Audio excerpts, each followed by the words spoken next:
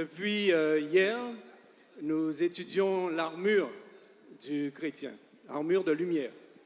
Et nous avons déjà vu plusieurs choses concernant cette armure. Et nous savons que nous devons porter notre armure.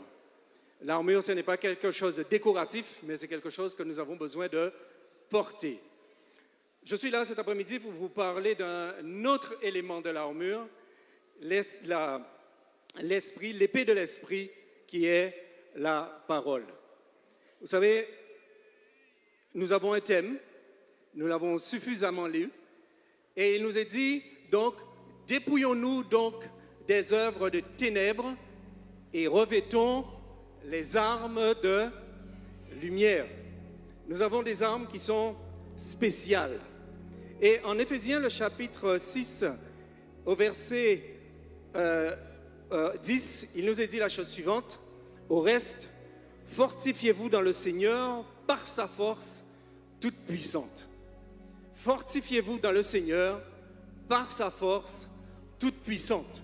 Et c'est le premier élément que nous avons besoin de prendre en compte dans cette histoire d'armure que nous devons revêtir. Il est dit, revêtez-vous donc de toutes les armes de Dieu afin de pouvoir tenir ferme contre les ruses du diable. C'est le but.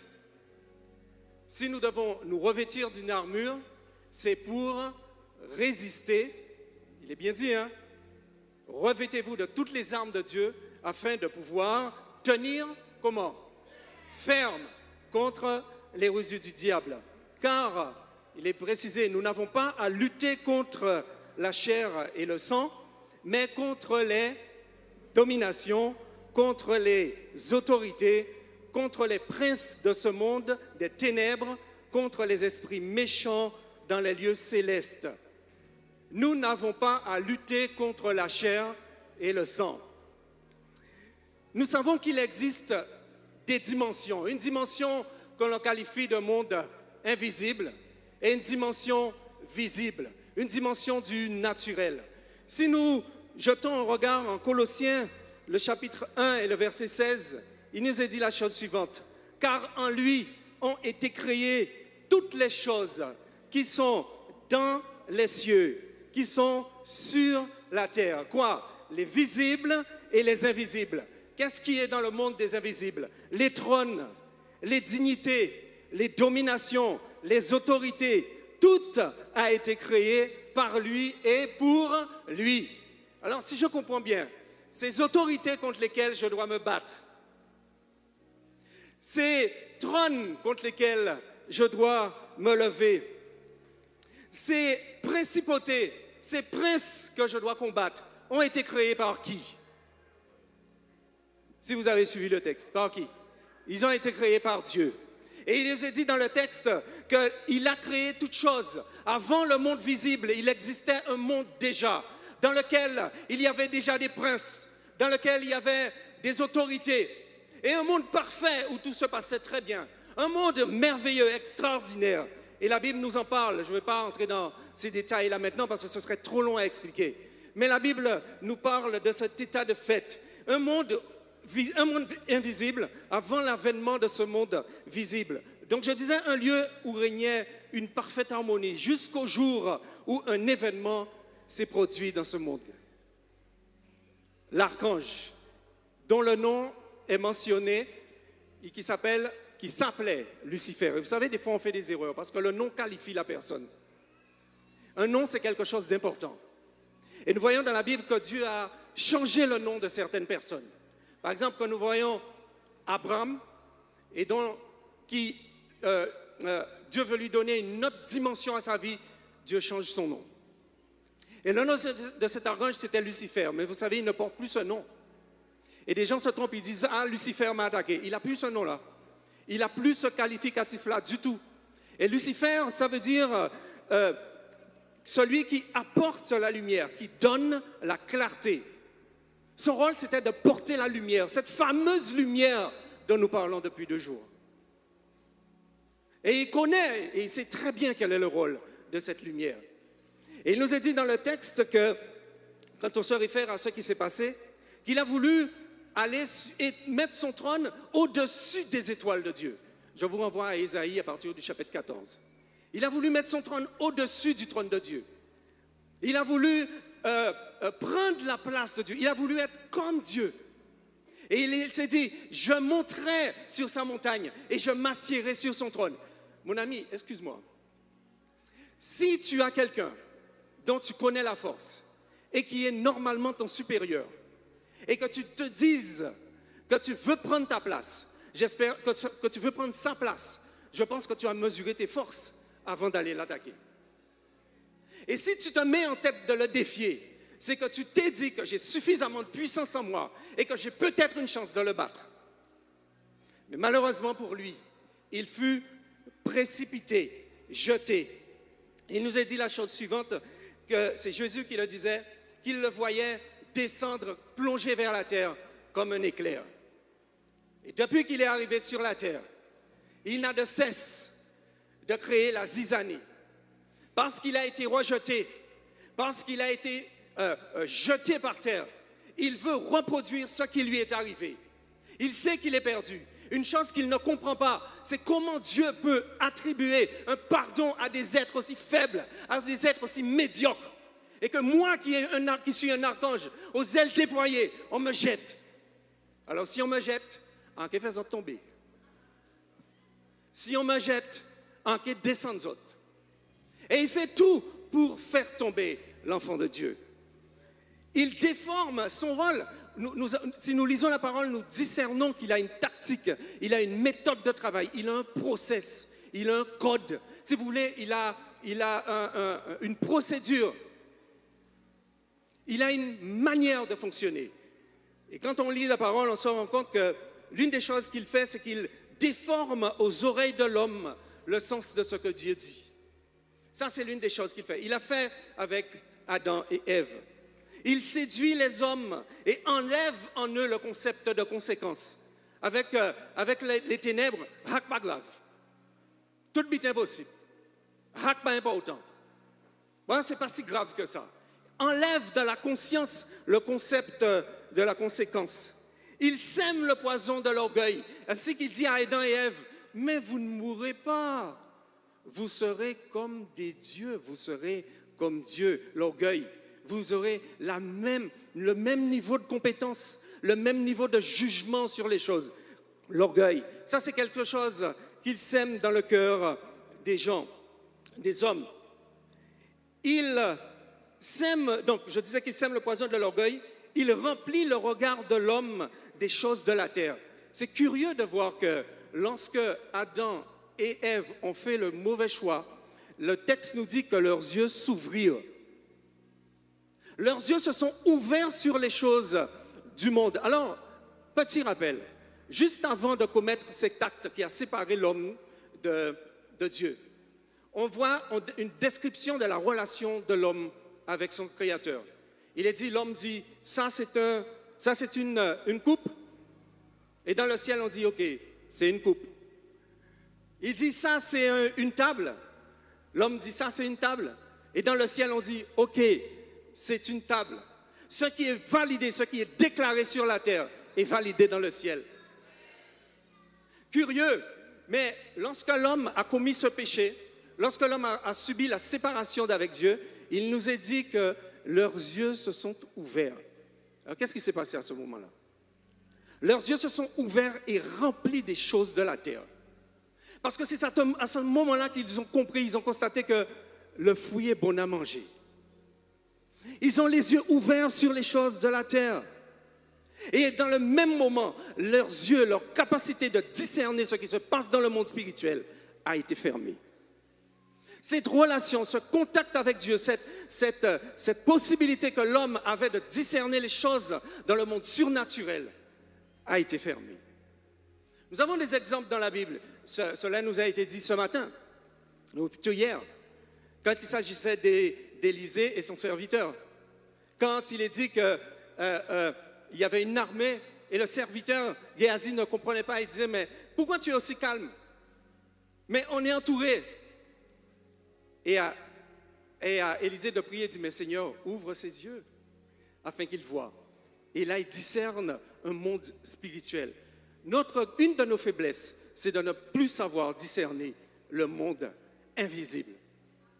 Ça, c'est l'une des faiblesses du chrétien. Et ça, c'est quelque chose qu'il a fait pour nous détourner. Et vous savez, il a une manière de tendre les pièges et de nous faire croire que des vessies sont des lanternes. Comme il est perdu, donc il fait tout pour perdre l'homme. Dieu nous dit, par la bouche de Jacques, au chapitre 4 et au verset 7, il nous a dit la chose suivante. « Soumettez-vous donc à Dieu, résistez au diable, et il fuira loin de vous. » Les ténèbres, vous savez, les ténèbres ne sont pas nos amis. Ils ont un objectif, c'est de nous détruire. Il y a le frère qui a très bien dit ça ce matin. Il a visé doit être, mais après on doit être gavisé, c'est tchè. Et chaque fois qu'il lance une attaque, c'est pour te détruire. On pense que des fois, je peux faire un petit coup à droite, un petit coup à gauche, mais les ténèbres ne sont pas nos ennemis. Et ce qu'ils cherchent systématiquement, c'est à te détruire. Et il est important donc que nous ayons une armure et que nous soyons revêtus puissamment et fortement de notre armure. Mais ce que nous devons savoir, c'est que notre Dieu nous a donné les moyens de résister et de vaincre. C'est vrai qu'il essaie de nous faire tomber.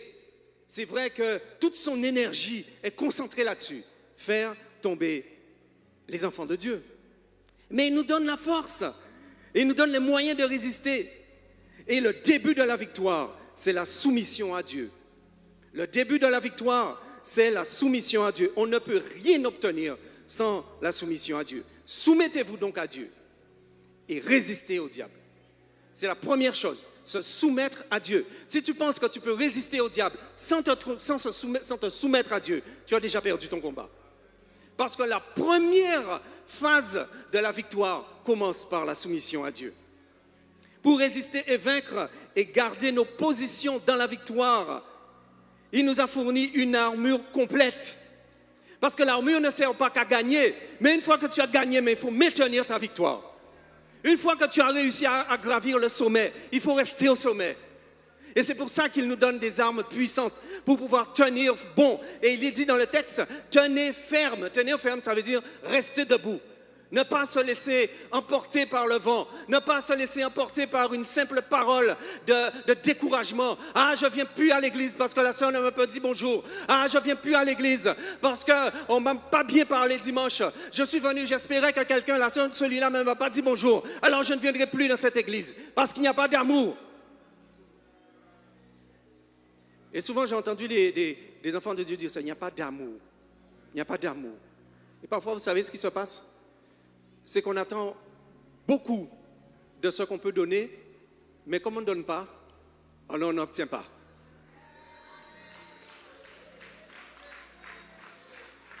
L'une des premières choses à faire, aime et tu verras qu'on t'aimera en retour.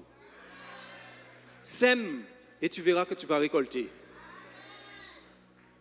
Et il nous a dit la chose suivante, une armure, il nous a revêtus d'une armure et il nous donne la victoire. Avec cette armure complète, nous pouvons avoir la victoire et rester dans la victoire. L'armure n'est pas faite d'éléments naturels, d'éléments du monde visible. Elle est constituée d'éléments du monde invisible. Les éléments de cette armure viennent du monde invisible sur lequel nos regards ont été fermés.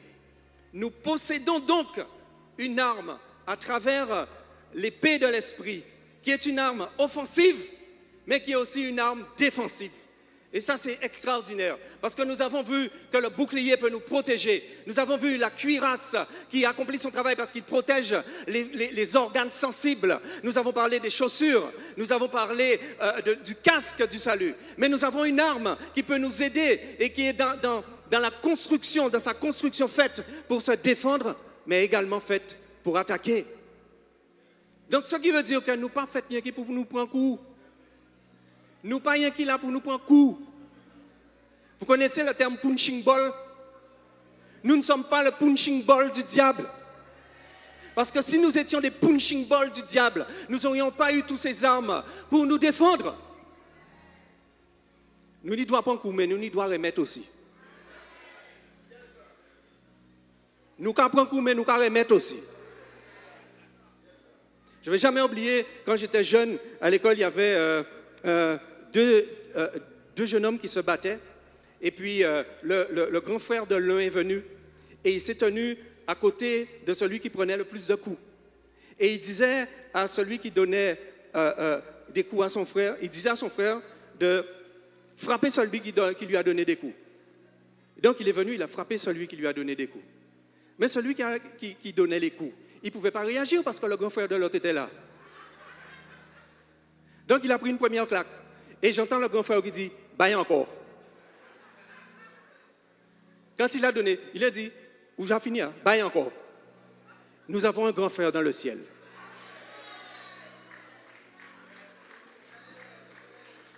Nous avons un grand frère dans le ciel. Et il a dit, « Ou baille encore ». Nous ne sommes pas les punching balls du diable. Nous possédons donc une arme qui est une épée offensive, mais une arme offensive et défensive, l'épée de l'esprit, qui est la parole de Dieu. La parole est puissante. Elle est à l'origine de toutes choses. Il nous est dit en Jean, le chapitre 1, versets 1 à 3, il est dit, au commencement était la parole, et la parole était Dieu. Et la parole était avec Dieu, et la parole était Dieu. Elle était au commencement avec Dieu. Toutes choses ont été faites par elle. Monde invisible et monde visible. La parole est puissante. Tout ce qui a été créé par la parole. La parole a une puissance créatrice en elle. Et vous savez, ce que j'ai découvert, c'est que c'est la parole qui nous dit qui nous sommes. C'est la parole qui te dit qui tu es. Ce n'est pas ton mental, ni ton éducation, ni la société, ni dans la famille dans laquelle tu es né et que tu as grandi, mais c'est la parole qui te dit qui tu es. La parole nous dit qui nous sommes. Avant de lire la parole, nous ne savions même pas qui nous étions. Avant de lire la parole, nous ne savions pas qui nous étions. Nous croyions savoir qui nous étions, mais c'est la parole qui nous dit qui nous sommes. C'est elle qui nous donne une définition réelle de qui nous sommes. Mon ami, quand tu te regardes dans la parole, c'est elle qui te dit, tu es tordu par là, tu dois être redressé par là, tu es trop grosso modo par là, tu as besoin d'être transformé dans ceci, tu as besoin d'être renouvelé dans cela.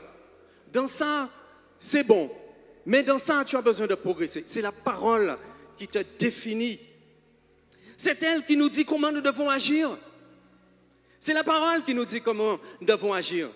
Alors la société a enseigné la bienséance, la manière de se comporter en société, la manière d'être à table. On ne mange pas en prenant la grosse cuillère avant, etc. Mais la Bible nous dit comment nous devons être. S'il y a un livre qui sait parler de bienséance, c'est la parole de Dieu, parce que c'est elle qui te dit comment tu dois te comporter. Elle te dit comment tu dois agir. Comment tu dois penser? La parole te dit comment tu dois penser. Ce qui sous-entend que tu pensais que tu pensais. Mais tant que tu n'as pas lu la parole, tu ne sais pas comment tu dois penser. Ah, la parole est excellente. Elle est excellente.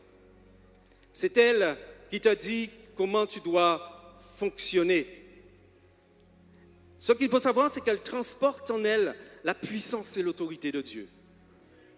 La parole transporte, elle encapsule, pour employer un terme technique, elle encapsule en elle la puissance de Dieu. Dieu ordonne par sa parole et la chose arrive.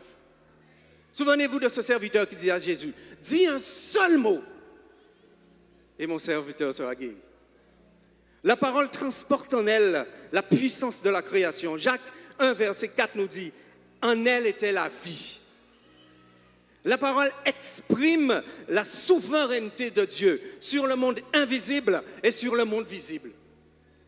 Lorsque Dieu déclare quelque chose, la chose se fait. À l'époque où il n'y avait rien, où il y avait encore des ténèbres, il y avait du vide, le Saint-Esprit se mouvait à la surface du néant dans certaines traductions, à la surface du vide dans d'autres, à la surface des eaux dans une autre traduction. Et il est dit, la terre était informe et vide. Il y avait des ténèbres à la surface de l'abîme et l'Esprit de Dieu se mouvait au-dessus des eaux. Et d'un coup, d'une voix tranchante, que la lumière soit. Et la lumière fut. La puissance de la parole. La parole amène à l'existence lorsqu'il n'y a rien. La parole amène à l'existence à partir de zéro. Il y avait un néant, il y avait du vide. Et la parole a été prononcée et du vide est sortie la vie. Alors, dernièrement, dans une situation compliquée que je suis en train de vivre depuis quelque temps, je disais, mais Seigneur, ta parole déclare que tu as tout créé à partir du vide. Mais si tu utilises des choses que tu as déjà créées, à quelle vitesse ça crée? Si Dieu s'est appelé à l'existence des choses qui n'existent pas, à partir du néant, à quelle vitesse ira quelque chose qui va donner de choses qui existent déjà? La parole est phénoménale. La parole est puissante. Dieu nous a donné l'arme ultime. Dieu nous a donné l'arme ultime. Et c'est sa parole. Elle a fait de sorte qu'elle soit transcrite dans un livre que nous appelons la Bible, une sorte de bibliothèque de livres constituée de 66 livres. Et la Bible nous révèle la personne de Dieu. Elle nous révèle ensuite un voyage du peuple juif. Ensuite, elle nous révèle la personne de Christ. Et pour continuer à la suite du départ de Christ vers le Père, elle nous révèle la personne du Saint-Esprit qui nous a été donné pour nous conduire dans la vérité et qui en lui, qui exprime la parole. Quand le Saint-Esprit vient habiter en toi, le Saint-Esprit parle de Christ en toi. Le Saint-Esprit parle du Christ en toi. Et ce qu'il prononce en toi, ce sont les paroles du Christ. Et la chose suivante, c'est que l'Esprit, la parole nous a été donnée. Et donc, elle nous transmet des choses, elle nous transmet des informations, elle nous parle directement de Dieu. Et puis, il nous a donné, comme je parlais de lui, son Saint-Esprit. Vous savez, quand le Saint-Esprit vient habiter en vous, il vous parle aussi de la part de Dieu. Je me rappelle que je souffrais de coliques néphrétiques. Donc, j'avais des calculs rénaux. Et plusieurs jours, j'ai été aux urgences par rapport à ça. Et le médecin m'a dit, j'ai dit, bon, il n'y a pas moyen de m'opérer pour enlever ça. Et le médecin m'a dit, bon, vaut mieux pas, on va vous donner ce qu'il faut, on va vous donner des calmants. Et les calculs vont sortir tout seuls. 1 jour, 2 jours, 3 jours. Je souffre avec ça. Et un soir, je me suis levé. La douleur était tellement violente, tellement forte. Je ne pouvais pas dormir. Je dis, Seigneur, si tu veux que je souffre, j'accepte. Si tu veux que ça soit comme une sorte d'épreuve, j'accepte. Je vous dis comment j'ai prié. J'accepte. Mais seulement, juste pour ce là, bon mon faveur. Juste pour ce là, bon mon petit faveur. Parce que ni 2 jours pas dormir, on s'est dormi. Vers 1 heure, peut-être 2 heures, 2h30 du matin. Et un peu avant le lever du jour, je m'endors, je me réveille, je m'endors, je me réveille. Et à un moment donné, j'entends, mais il n'y a pas photo, quoi. Ça ne peut pas être une erreur. Et j'en sens le souffle d'une voix sur mon oreille. Et j'entends, fais des squats jump. C'est aussi clair. Ça ne peut pas être aussi clair. J'entends ça clair, une petite voix douce qui me dit, fais des squats jump. Mais je sens le souffle de la voix sur mon oreille. Alors, ni une ni deux, je sors de mon lit, squat jump, ou dis-moi faire, squat jump. 1 fois, 2 fois, 3 fois, 4 fois, 5 fois, la douleur commence à diminuer. 6 fois, 7 fois, 8 fois, 9 fois, plus de douleur. On continue jusqu'à 20. Quand j'ai vu le médecin, il m'avait dit, parce qu'il m'avait donné des piqûres pour ça, il m'avait dit d'uriner dans un filtre à café et de leur ramener le calcul ou les calculs pour qu'ils puissent les examiner. Ben, après mes fameux squat jump, je suis resté 1 semaine à uriner dans des filtres à café. On pas vrai, là, calcul passé, calcul voltigé. La parole nous est donnée dans un livre qui est la Bible, mais nous avons le Saint-Esprit qui peut nous révéler une parole de Dieu pour notre situation personnelle, pour nos situations précises, pour nos situations délicates. Le Saint-Esprit peut te parler directement de ce qui te touche, d'une situation dans laquelle soi-disant pour toi, qui est inextricable, mais il peut te donner la solution. Et c'est Dieu qui parle. Il peut parler dans une situation compliquée. À travers la Bible. Vous savez, quand j'ai entendu fais des squat jump, il n'y a aucun verset dans la Bible qui dit fais des squat jump. Il n'y a aucun verset dans la Bible qui dit fais des squat jump. Et la Bible nous apprend que nous sommes le temple du Saint-Esprit. N'est-ce pas?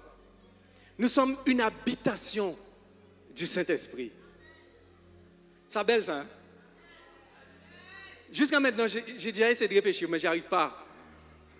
Comment Dieu fait pour habiter par son esprit en nous? C'est un mystère, ça. J'ai déjà réfléchi à ça dans tous les sens. Bon, en anti-mania technicien aussi. Hein?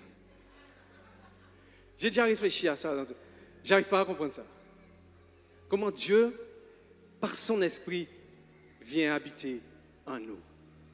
Et il l'a fait, hein? Ah bon Dieu, nous l'avons même. Il l'a fait. Il l'a fait. On peut dire ça, il l'a fait. Il l'a fait. Parce que nous ne méritions pas ça. Nous n'avons rien en nous qui pousse le Saint-Esprit à venir habiter en nous. Quand tu te regardes face à la parole, je te dis que la parole, c'est elle qui te définit. Soyons sérieux. Regarde-toi dans le miroir de la parole. Et demande-toi si tu vaux ça. Qui vaut ça ici? Comme dirait quelqu'un, si vous mettez les mains.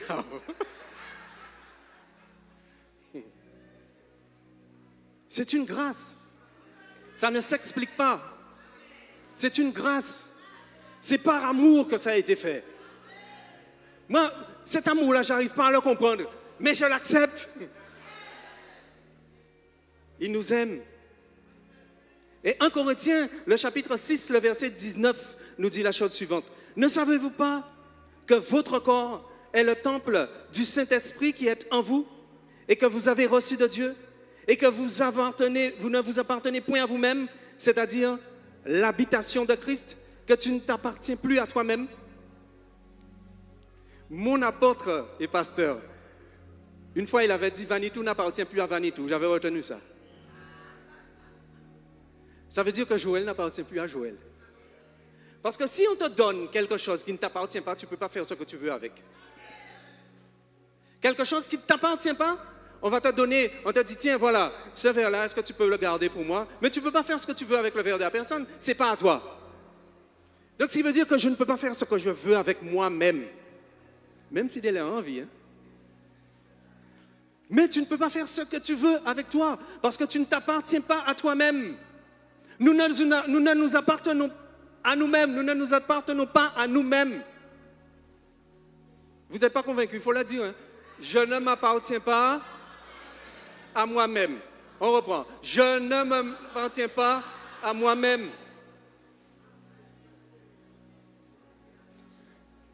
Tu te regardes. Tu te regardes dans un miroir et tu te vois. Tu vois, tout à l'heure on a parlé du nez, de la bouche, des mains. Tu vois tous ces éléments qui t'appartiennent. Ça appartient, ça fait partie, c'est des parties constituantes de ton corps. Mais tu ne t'appartiens pas à toi-même, tu appartiens à l'Éternel des armées.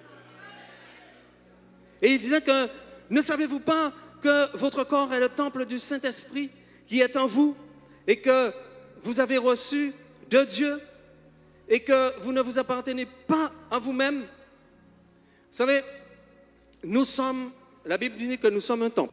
Et j'ai trouvé très intéressant un passage que je vais lire, même si c'est un tout petit peu, 12 versets, c'est pas si long que ça, mais je vais le lire. Et j'ai trouvé ça très intéressant. Et il est dit la chose suivante. Le point de ce qui vient d'être dit est capital. Ou dans certaines versions, il est dit, il y a un point capital. Et le point capital, c'est que nous avons un tel souverain sacrificateur qui s'est assis à la droite du trône de la majesté divine dans les cieux, comme ministre du sanctuaire et du véritable tabernacle qui a été dressé par le Seigneur et non par un homme. Tout souverain sacrificateur est établi pour présenter des offrandes et des sacrifices dont il est nécessaire que celui-ci ait aussi quelque chose à présenter. S'il était sur terre, il ne serait même pas sacrificateur, puisque là sont ceux qui présentent des offrandes selon la loi. Là, il est parlé de Christ. Je ne vais pas rentrer dans tous les détails du texte, mais là, il s'agit de Christ. Lesquels célèbrent un culte, image et ombre des choses célestes, selon que Moïse en fut divinement averti lorsqu'il allait construire le tabernacle. Et Dieu lui dit, « Aie soin !» Lui fut-il dit, de faire tout d'après le modèle qui t'a été montré sur la montagne. Mais maintenant, il a obtenu un ministère d'autant supérieur qu'il est médiateur d'une alliance plus excellente qui a été établie sur des meilleures promesses. En effet, si la première alliance avait été sans défaut, il n'aurait pas été question de la remplacer par une seconde. Car c'est avec l'expression d'un blâme que le Seigneur a dit, « Voici, les jours viennent, dit le Seigneur, où je ferai avec la maison d'Israël et la maison de Juda une alliance nouvelle. » Et quelle est cette alliance nouvelle? Non comme l'alliance que j'ai traitée avec leur père le jour où je les ai saisis par la main pour les faire sortir d'Égypte, car ils n'ont pas persévéré dans mon alliance. Et moi aussi, je ne me suis pas soucié d'eux, dit le Seigneur. Mais voici l'alliance que je ferai avec la maison d'Israël. Après ces jours-là, dit le Seigneur, je mettrai mes lois dans leur esprit. Je les écrirai dans leur cœur et je serai leur Dieu et ils seront mon peuple. Aucun n'enseignera plus son concitoyen, ni aucun frère en disant « Connais le Seigneur », car tous me connaîtront depuis le plus petit jusqu'au plus grand d'entre eux, n'est-ce pas? Qu'est-ce qu'on découvre à travers ce texte? Qu'il existe un tabernacle dans le ciel. Et que le tabernacle que Moïse a construit n'est qu'une reproduction de ce qui existe dans le ciel. Pour construire parfaitement le tabernacle, il a fallu un modèle. C'est pourquoi le corps de Christ est basé sur les modèles. Il y a des modèles que nous devons suivre et des modèles que nous ne devons pas suivre. Il y a un modèle établi pour l'Église. L'Église est bâtie sur le fondement des apôtres. Dans l'Église, il y a des apôtres, il y a des prophètes, il y a des docteurs, il y a des pasteurs, il y a des prophètes, des évangélistes. C'est un modèle et c'est sur ce modèle que l'Église a été bâtie. Et donc Dieu établit des modèles, c'est toujours des modèles. Quel que soit, quand vous lisez dans l'Écriture, il y a toujours un modèle. Moïse a été un modèle. Il y a toujours une forme, quelque part, c'est comme en sciences. Bon, j'ai fait des sciences, c'est pour ça que je parle souvent des sciences. En sciences, on établit toujours un modèle parfait. Il y a un dispositif en sciences, comme j'ai fait de la physique électrique, il y a un dispositif en sciences qu'on appelle un ampli opérationnel. Et c'est un équipement qui existe dans tous les appareils que vous disposez, mais pour qu'il puisse fonctionner, on ne se base pas sur le modèle imparfait, parce qu'ils ne sont pas parfaits les amplis opérationnels, mais on se base sur un modèle physique parfait. Et j'ai toujours su ça depuis que j'ai fait de la physique appliquée. C'est un modèle parfait. Et je trouve l'image assez belle parce que dans la parole de Dieu, c'est la même chose. Il y a un modèle parfait qui nous est donné. Et le modèle n'est pas établi sur un modèle défectueux, un modèle qui ne peut pas pleinement remplir sa mission, mais sur un modèle qui est parfait. Et il y a un tabernacle qui existe, un parfait tabernacle, non construit par les mains d'hommes, mais par Dieu lui-même. Et dont Moïse a copié le modèle et qu'il a essayé de reproduire. La grâce de Dieu, c'est de dire que même si ce que Moïse a fait, c'est l'ombre des choses à venir, c'est-à-dire que ce n'est pas 100% de la qualité des choses qui sont dans le ciel. Ah, ça belle ça. Nous avons des tabernacles qui ne sont pas 100% de ce qui existe dans le ciel. Vous voulez que je vous donne des exemples? Vous voyez, quand je joue de la guitare, je suis content de jouer de la guitare et de faire de beaux sons. Mais je suis sûr que s'il y a des anges qui jouent de la guitare dans le ciel, à part ça, Raphaël, il y aura fait. C'est partiel. Tu chantes bien. Un jour, la pensée m'est venue fortement. Je dis, mais attends, c'est ça que tu donnes à Dieu comme culte? Mais mon ami, si tu entends les anges chanter, où que tomber? Parce que quand les anges chantent, c'est parfait. Il n'y a pas de fausse note. Il n'y a pas de table de mixage à défaut là. Tout passe nickel, chrome, parfait. Et il accepte quelque chose qui est l'ombre d'une chose qui existe. C'est imparfait. Et il accepte. Mais c'est ça que nous ne l'avons pas même. C'est ça qu'il n'accepte pas. Mais Dieu nous a donné une arme. Et il nous a dit dans le texte que ce modèle de temple, de tabernacle qui nous a été donné, c'est quelque chose qui était extérieur. Dieu nous a donné une loi. Les lois étaient inscrites sur des pierres, sur des tables. Et il nous a dit dans le texte d'Hébreu qu'il y a un sacrificateur qui est assis à la droite de Dieu. Et nous savons de qui il s'agit. Il s'agit de Christ. Il n'y a pas personne plus proche de Dieu. Et il n'y a pas personne plus proche de nous à la fois. Parce qu'il est à la droite de Dieu. Il est l'intermédiaire entre Dieu et moi. La Bible nous dit qu'il a donné le Saint-Esprit qui vient en nous, qui habite en nous et qui nous rapproche de Dieu. Mais du côté du monde invisible, nous avons quelqu'un qui est assis à la droite de Dieu. Et la Bible dit que c'est mon avocat.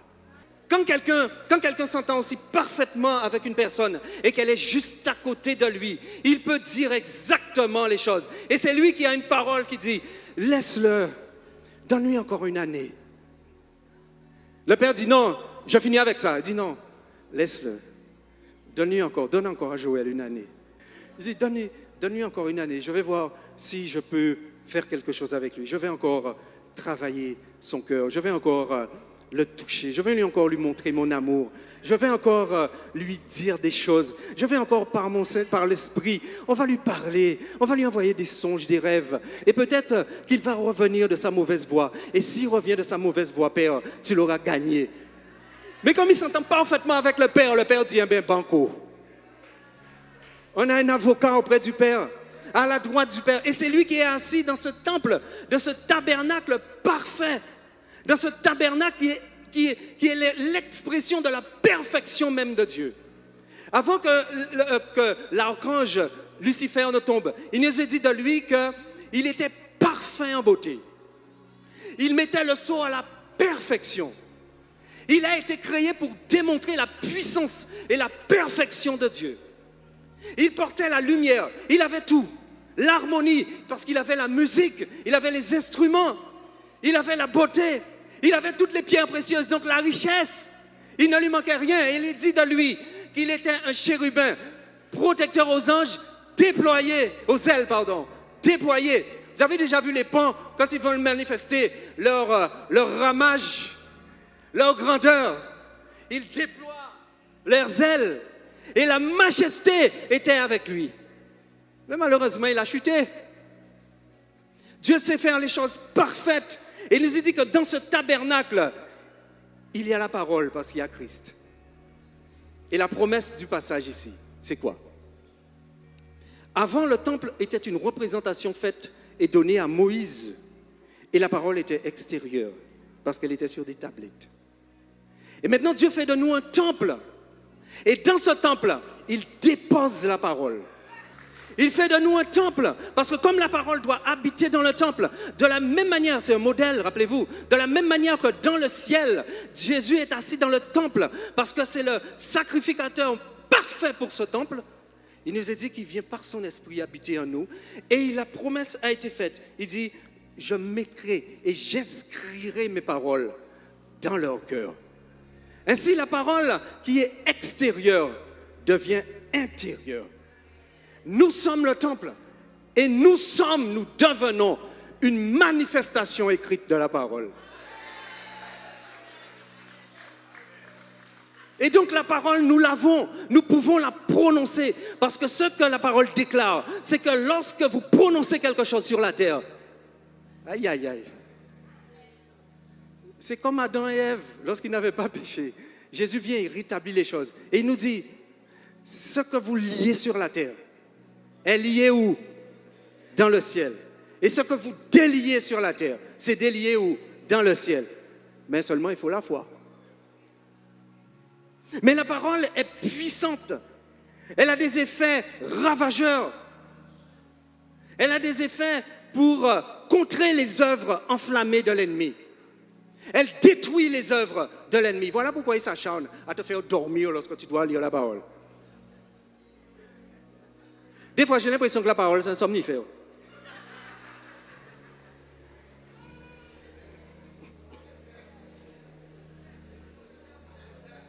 Parce que tu es devant la télé, tu n'as pas envie de dormir. Tu regardes les informations, tu n'as pas envie de dormir. Tu te dis, demain, comme je dois aller au travail, ben dormir. Mais avant de dormir, ben les paroles là, tu vois. Alors tu prends ton téléphone ou ta tablette, ou bien tu prends ta Bible, et tu t'assieds sur ton lit et tu commences à lire. Car Dieu a tant aimé le monde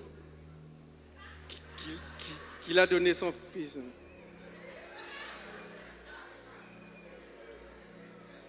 J'ai parfois l'impression que, et en pas dire ça, moi critiquer les autres, parce que moi ça arrive à m'aider là aussi. Et des fois que c'est pour ça qu'il s'acharne, parce que la parole est un outil, est une arme puissante pour désengager ses traits. C'est une arme puissante. Aujourd'hui, un soldat, j'ai essayé d'imaginer à quoi pourraient correspondre les armes du soldat moderne par rapport aux armes du soldat romain. Le soldat romain avait un casque, le soldat moderne a un casque. Le soldat romain avait une cuirasse, le soldat moderne a un gilet pare-balles. Le soldat romain avait des chaussures et aujourd'hui on a des bottes. Bon, en créole, je ne sais pas si ça existe en français, mais on disait plateau glace, mais je ne sais pas si ça existe. Ils ont des bottes, des Rangers, d'accord? Et puis nous avons ce fameux fusil de la manufacture d'armes de Saint-Étienne, le FAMAS. Ou bien des Kalachnikov. Et on peut assimiler la Kalachnikov ou le FAMAS à la parole. C'est une arme défensive et c'est une arme offensive. Nous, chaque ni Kalachnikov en nous. Donc de temps en temps, faut un coup de mitraillette. Faut un coup de temps en temps. Arrête de dire que le diable me donne des couilles. Faut un coup aussi. Même si pas maintenant, mais pétez des ballons. Même si vous pas. Au moins, il y a des gens qui fait des ordres. Même si vous pas on est visé. Je vous dis ça parce que quand j'étais militaire, j'avais été dans la phase de préparation, j'avais été sur un stand de tir. Et on nous avait dit, préparez vos fusils pour un tir au coup par coup. Et moi, je n'ai pas fait attention parce que le fusil était en position mitraillette. Enfin, en position rafale. Et quand moi j'ai visé, j'ai cru que j'allais donner au coup par coup. Même si vous ne pouvez pas connaître visé, mais au moins, prends un fusil là, pétez des coins, en toi là, poteau! Nous avons une arme. Nous avons une arme. Nous avons une arme. Nous avons une arme. Nous avons des armes. Nous avons des protections. Nous avons une épée. Nous avons la parole. Pétez des coups. Il est temps que l'enfant de Dieu arrête de prendre des coups. Nous ne sommes pas le punching ball de l'ennemi. Il va venir dans ta pensée pour essayer de salir ta pensée. Il va venir te dire que tu n'es pas capable alors que Dieu te dit que tu es capable. C'est la parole qui te définit et pas les paroles de l'ennemi. Dieu dit qu'il t'a donné l'autorité et le pouvoir. Et toi, tu dis, ah, on ne peut pas faire rien. Mensonge, tu peux. L'ennemi essaie de te tromper parce qu'il sait quelle est ta valeur. C'est toi qui ne connais pas ta valeur bien souvent. Mais Dieu te dit que tu as de la valeur à ses yeux. Dieu te dit que tu as une arme. Il te dit que tu as un casque. Il te dit que tu as une épée. Donc tu peux l'utiliser. Et pour finir, je dirais que Dieu nous rend capables. Nous ne devons pas négliger notre capacité. Parce qu'il est bon envers nous. C'est lui qui nous rend capables. Et il est dit, rappelez-vous dans le texte, il est dit par sa force toute puissante. Si encore je faisais ça par ma force, mais c'est par sa force. Mettons notre foi en avant. Et fils de Dieu, n'ayez pas peur car la puissance est de notre côté.